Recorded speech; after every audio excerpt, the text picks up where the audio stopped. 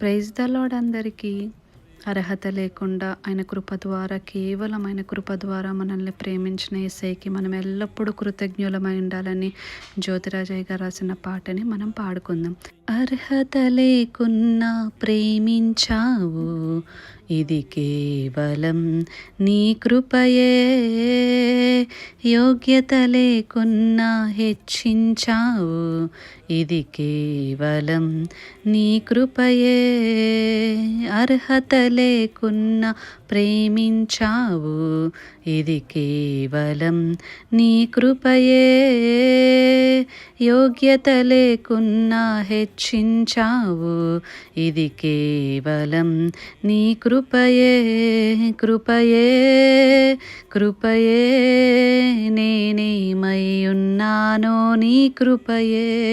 కృపయే కృపయే